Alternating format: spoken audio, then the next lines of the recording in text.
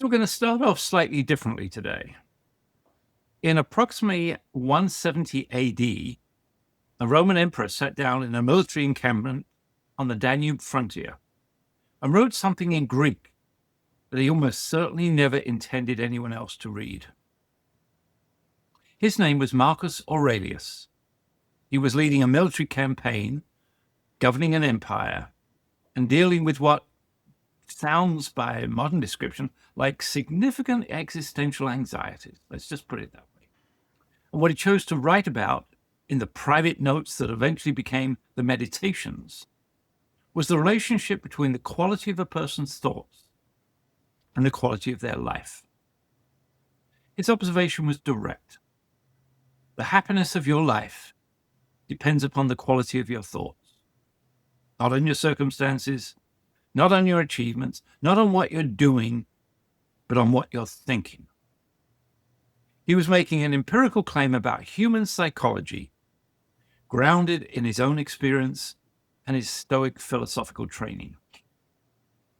What he didn't have, and what we do now, is 250,000 data points collected via an iPhone app by a Harvard psychologist to tell him whether he was right or not.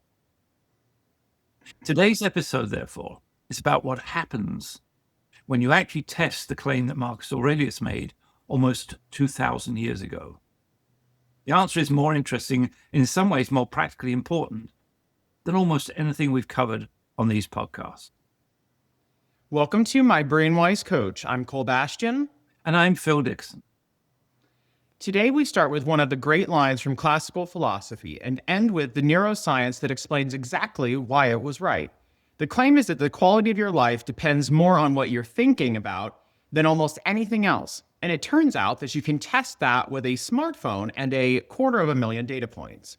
We'll walk you through the study that did it, the brain mechanism underneath it, a newer study that replicates it, and what the personal threat and reward profile adds about where any given mind tends to wander. As always, if this show helps you think differently about how your brain works, please leave us a 5-star rating and review wherever it is you get your podcasts, and comment, share, and subscribe on all of our social platforms. You can find us everywhere at My BrainWise Coach. Let's start off by saying we find it genuinely remarkable that an observation a man made while running an empire in the 2nd century can be tested with an app and found to be correct. That's mind-blowing. So the register here is a little more philosophical than usual, and we make no apology for it.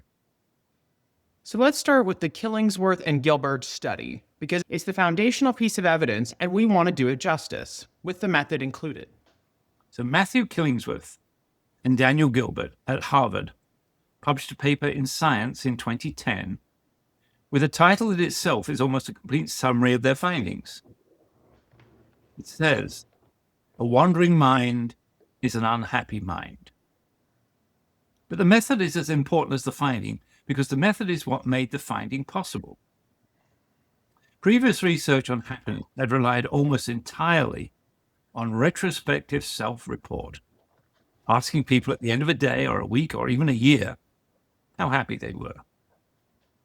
And the problem with that is that memory is reconstructive and, as we found over many studies, systematically unreliable.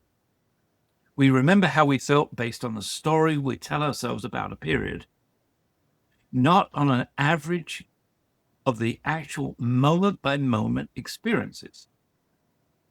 Killingsworth and Gilbert wanted to measure happiness as people were actually living it in real time. So they built, as everyone does, a smartphone app. The Track Your Happiness app, as it's called, it beeped at random intervals during waking hours, and each time it beeped, it asked 3 questions. What are you doing right now? What are you thinking about? And how happy are you feeling right now on a scale of 0 to 100? 2,250 adults took part, generating about, in this case, 250,000 data points. And these aren't surveys about how people feel in general. They're snapshots of actual experience caught at random moments across the full texture of ordinary life. Experience sampling at a scale nobody had attempted before. So let's start with the mind-wandering finding, because it's remarkable even before you get to happiness. Yeah, it's remarkable in its own right. people were thinking about something other than what they were currently doing in 46.9% of the samples. That's nearly half of their waking life. The human mind at any given moment is about as likely to be somewhere other than the present situation as it is to be in it. This is not a finding about distracted people or people with attention problems. It's a finding about the default mode of human cognition. The wandering mind is not exceptional. On those data, it's the norm. And then the happiness question, which is the one that puts Marcus Aurelius in the room across 18 centuries. Yeah, it's amazing. Killingsworth and Gilbert found that mind wandering, thinking about something other than what you're currently doing, was a better predictor of a person's happiness at any given moment than the activity they were engaged in. To put precise numbers on it, the specific activity a person was doing accounted for 4.6% of the variance in their moment-by-moment happiness. Whether their mind was on the present or wandering accounted for, guess what, 10.8%.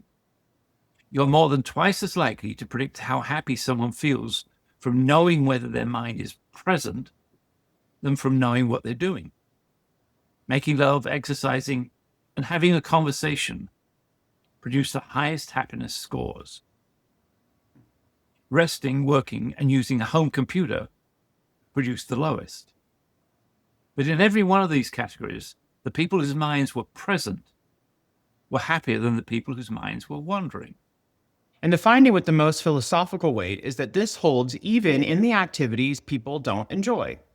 People who were commuting or doing chores or working on something they disliked were happier when their minds were present than when their minds had wandered, even when the wandering went to something more pleasant.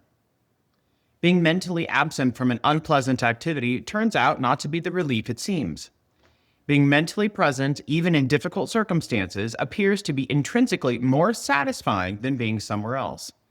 But the causal question is the one that probably really matters. It's the question that makes the whole finding either interesting or profound. Killingsworth and Gilbert ran a time lag analysis that is conceptually elegant. They looked at whether mind wandering in one sample predicted happiness in the next, and whether happiness in one sample predicted mind wandering in the next. And the relationship was asymmetric. Mind wandering at time 1 predicted unhappiness at time 2. But unhappiness at time 1 didn't predict mind wandering at time 2. The direction runs from mind wandering to unhappiness, not the other way round, which supports the conclusion that mind wandering is causing the unhappiness, not merely accompanying it. Marcus Aurelius made an empirical claim about the causal relationship between quality of thought and happiness. Killingsworth and Gilbert, with a Harvard iPhone app and 250,000 data points, found he was right. So that's a behavioral finding. It tells us what happens, but not why. And the why is the default mode network, which we have covered in other episodes in our podcast. And so we want to bring it forward here as well. It's the mechanism that makes the Killingsworth finding comprehensible. The default mode network is that set of brain regions that activate during rest, mind wandering, and self-referential thought. The opposite of the task positive network that activates during focused external engagement. It was discovered through the observation that when the brain is supposedly at rest, specific regions become more active than they are during focused tasks. And what it is actually doing during those periods is now well understood.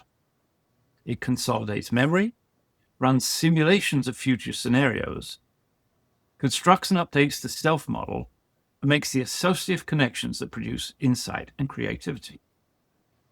And the big revision of the last decade was that this isn't the brain idling. It's the brain doing some of its most important work it can only do when deliberate effort is offline. So here's the connection to Killingsworth. The mind wandering the Harvard study measured is largely default mode network activity. When your mind wanders from what you're doing, the default mode network is running. And when it runs in an unanchored, undirected way, not doing the productive, integrative work of the shower moment, not consolidating memory or building future simulations, but instead cycling through rumination, self-criticism, social comparison, and unresolved worry, it produces exactly the negative effect Killingsworth and Gilbert documented. It's a powerful and necessary system, but left without an anchor, it tends to drift toward whatever the threat detection system has flagged as needing attention, which is rarely the most cheerful material available. The clinical literature confirms the shape of that. Research on depression and anxiety consistently finds these conditions associated with elevated default mode network activity, specifically in the self-referential and ruminative networks. The depressed person is not simply in a bad mood. They're caught in a specific pattern of default mode network activity that keeps cycling through negative self-referential content. What went wrong? What's wrong with me? What might go wrong next? It's a loop the task-positive network cannot easily interrupt. And the Killingsworth finding comes at it from the other direction. When the default mode network runs in that unanchored, ruminative mode, people are less happy, not because negative thoughts are briefly unpleasant, but because the mind-wandering state itself is a driver of unhappiness independent of the specific content of the moment. We want to bring in a newer study, and we want to be precise with all of you about what it is before we describe what it found, because this one hasn't cleared peer review yet. Yeah, and that's a really important point, Cole. It's a recent paper by Joshua Tasoff and colleagues at Claremont Graduate University, along with Wuhan University, and it uses the same experience sampling method as Killingsworth, an app that beeps at random and asks what people are thinking about, what they're doing, and how happy they feel. Now, their sample was smaller, 258 people, but they did get more than 23,000 responses. And the most prominent finding was the same one Marcus Aurelius made. What people are thinking about is more predictive of their happiness than anything else they measured. That is a genuine replication of the Killingsworth finding with a slightly different method and a different sample. But where we want to be careful is that this paper has not yet been published in a peer-reviewed journal. It's a preprint. It's a working paper circulating before formal review. It reached us through recent press coverage. We're including it here because the entry point is vivid and because its core finding aligns with and extends the peer-reviewed research. But we're holding the more specific things it's found, holding it lightly until it clears peer review. And with that in mind, what are people actually thinking about on this evidence? Because it gives a more granular picture than Killingsworth did. It starts off by saying work dominated at roughly 17% of all thoughts. Now, maybe not surprisingly, food came next at about 14%. And specifically, when thoughts centered on what people wanted, nearly half involved food or drink, with, believe it or not, your favorite coffee appearing with notable frequency alongside a strong desire to go back to bed. Amen. So coffee and bed seem to be prevalent here. About 10% of thoughts centered on hobbies, games, play, and art, with a similar proportion on relationships. The mind was rarely blank. Only a fraction of a percent of responses reported no thoughts at all. And that's in itself, that's quite interesting. The human mind almost never stops generating content, even when nothing actually requires it to do so. And the study sorted people into 4 rough thinker types, which we'll describe as genuinely interesting rather than established, since it's a preprint with 258 people from weird populations. Worriers, who thought significantly more than average about world events, politics, social issues, safety, and health. Domestics, who devoted substantially more thought to household chores, finances, and practical concerns. Bodily thinkers, who thought more about their senses, feelings, and inner impressions. And work hard, play hards, whose thoughts split between professional activity and leisure. The researchers are explicit that these clusters aren't definitive and people move between them. We're describing them because they connect to the personal threat and reward profile in a way worth drawing out. But they should be held as early stage. Yeah, let's hold that in mind. This is supposition right now. So on the specific Marcus Aurelius test, Tasov and his colleagues deliberately set out to check the claim and found that what people were thinking about was more predictive of their happiness than anything else they measured. Not what they were doing, not their income, not their age or relationships, but what they were thinking. An independent replication, different method, different sample of what Killingsworth and Gilbert found in 2010. Marcus Aurelius is now 2 for 2. Which brings us to the PTP, or personal threat and reward profile frame, because the relationship between the 5 drivers and thought content is the most distinctive thing that we can possibly add here. And the core prediction is that an unanchored mind doesn't wander randomly. The brain scans for threat and rewards continuously.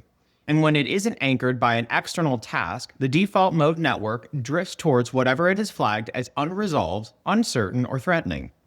For someone with high protection driver sensitivity, someone monitoring closely for status threats, for signals of being undervalued, for evidence of unfair treatment, the unanchored mind drifts toward protection-relevant content. The slight from a colleague, the missed acknowledgement, the performance review that felt ambiguous. And for someone with high prediction driver sensitivity, it drifts towards uncertainty and unresolved questions. What's happening with that project? What did the comment mean? And what's coming next? All right, and the warrior cluster from the Claremont study, which we hold carefully because it's still a preprint, reads almost exactly like a high protection and high prediction profile. People whose thoughts are dominated by world events, social issues, personal safety and health, that reads like someone whose threat drivers are chronically more activated than their reward drivers.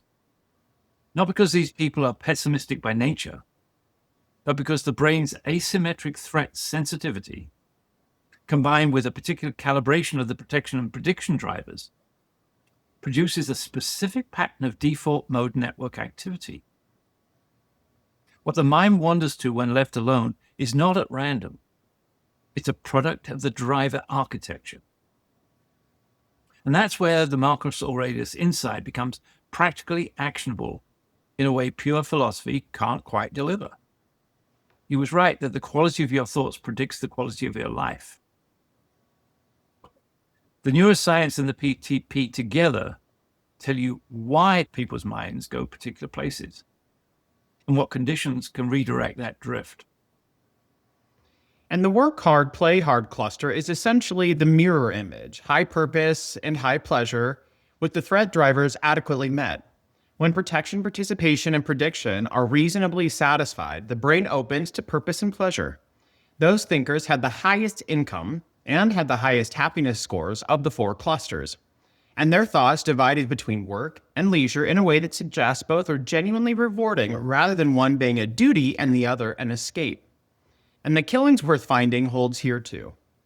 They're presumably more able to be fully present in both, because the threat drivers aren't pulling their attention into rumination. The thought content, the present moment attention, and the satisfied drivers all point the same direction. Marcus Aurelius wasn't wrong. He just wasn't quite specific enough about the mechanism. So Phil, in your opinion, what's the most important thing we've talked about in today's episode? The quality of your life is more strongly predicted by what you're thinking about in any given moment than by what you're doing. It's not about your circumstances. It's not your activity. It's the content and the quality of your thoughts. Marcus Aurelius wrote that in a military tent in the 2nd century, based on his own experience and his philosophical training. Killingsworth and Gilbert, with a Harvard iPhone app and 250,000 data points, ran the empirical test and found that Marcus Aurelius was right. The neuroscience of the default mode network tells us why. An unanchored mind drifts towards threat-relevant, unresolved, ruminative content. And that drift produces measurable unhappiness, independent of anything else that's going on. And the personal threat and reward framework tells us that where any given person's mind tends to wander is not at random. It's a product of their specific driver architecture.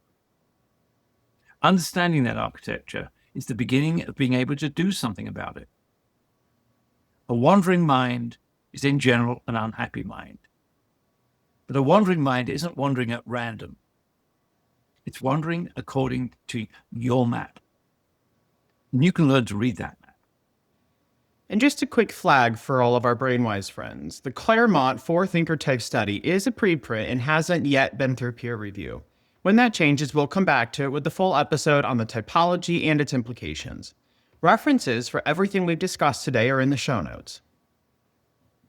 And if you would like to know what your mind wanders to and why, your personal threat and reward profile is a pretty good place to start. You can take it at brainwiseenterprises.com. Thank you for spending time with us today, BrainWise friends. Stay curious, stay compassionate, and always stay BrainWise.